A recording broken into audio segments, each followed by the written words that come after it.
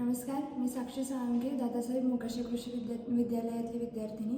मी प्रथम सत्रात शिकत आहे. आम्ही organic farming, grow natural, live natural या कन्सेप्टमध्ये ऑर्गॅनिक फार्मिंग करत आहोत. यामध्ये आपल्याला आपल्या शेणखत असेल, वर्मी कंपोस्ट असेल, अशा प्रकारचे ऑर्गॅनिक मॅन्युअर्स बनवून ते आपल्या शेताला देऊन आपल्या सॉईलची फर्टिलिटी, न्यूट्रिएंट कॅपॅसिटी वाढवायची आहे, जे आत्ता आपल्या आरोग्यासाठी खूप गरजेचं आहे. यासाठी आपल्याला मेन इन्ग्रेडियंट्स आहेत आपले काव डंग आणि काव युरिन. यासाठी आपण एक काव शेड करत आहोत. यामधून आपल्याला काव युरिन, काव डंग आणि काव मिल्क हे मेन इन्ग्रेडियंट्स भेटतील. त्यामधून आपण मिल्कचे सेलिंग करून इन्कम मिळवू शकतो. आणि त्याचप्रमाणे आपण काव युरिन आणि काव डंगचा उपयोग करून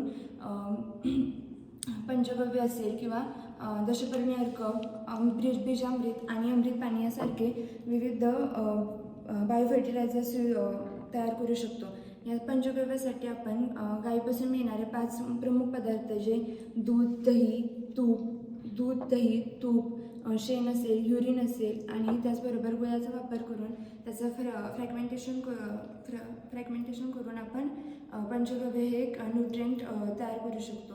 त्याचप्रमाणे दशपर्णी अर्क आहे. यामध्ये 10 झाडपाल्यांचा उपयोग करून, म्हणजेच आंबा असेल, चिक्कू, पेरू, पपई, घाणेरी, लिंब यासारख्या अनेक 10 झाडपाल्यांचा उपयोग करून त्यामध्ये काव डंग आणि काव युरिनचं फ्रॅगमेंटेशन करून आपण दशपर्णी अर्क तयार करू शकतो. याचा वापर आपण ॲज अ पेस्टिसाईड किंवा इन्सेक्टिसाईड म्हणून करू शकतो. यामुळे झाडांना कडवटपणा येतो आणि त्याला पेस्ट इन्सेक्ट खात नाहीत.